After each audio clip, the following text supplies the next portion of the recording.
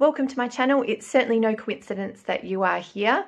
I have been called to read the Word, God's Word, the Bible, from beginning to end, and I'm currently in the second book of the Old Testament called Exodus.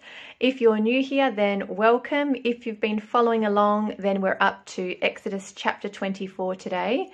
If you would like to revisit previous chapters, or you'd like to read the first book of the Bible called Genesis, then I have plenty of links in the description below, so head on to those. Otherwise, sit back and listen as I read through God's Word.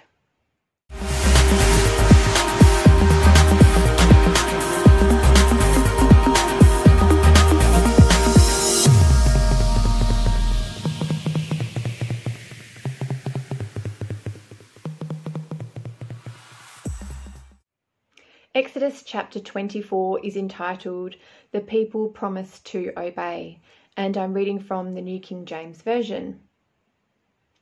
Now he said to Moses, "Come up to the Lord, you and Aaron, Nadab and Abihu, and 70 of the elders of Israel, and worship from afar. And Moses alone shall come near the Lord, but they shall not come near, nor shall the people go up with him." So Moses came and told the people all the words of the Lord and all the judgments.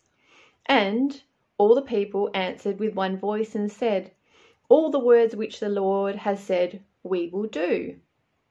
And Moses wrote all the words of the Lord.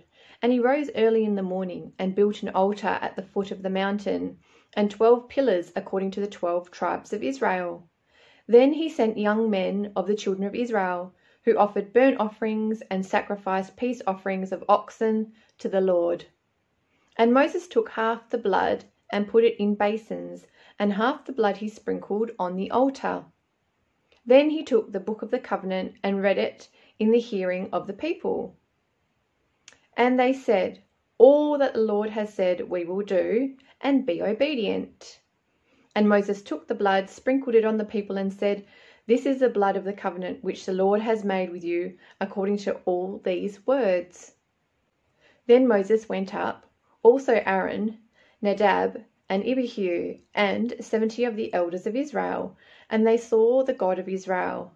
And there was under his feet, as it were, a paved work of sapphire stone, and it was like the very heavens in its clarity. But on the nobles of the children of Israel he did not lay his hand. So they saw God, and they ate and drank. Then the Lord said to Moses, "Come up to me on the mountain and be there, and I will give you tablets of stone, and the law and commandments which I have written, that you may teach them." So Moses arose with his assistant Joshua, and Moses went up to the mountain of God. And he said to the elders, "Wait here for us until we come back to you. Indeed, Aaron and Hur are with you. If any man has a difficulty, let him go to them." Then Moses went up into the mountain, and a cloud covered the mountain. Now the glory of the Lord rested on Mount Sinai, and the cloud covered it 6 days. And on the 7th day he called to Moses out of the midst of the cloud. The sight of the glory of the Lord was like a consuming fire on the top of the mountain in the eyes of the children of Israel. So Moses went into the midst of the cloud and went up into the mountain. And Moses was on the mountain 40 days and 40 nights.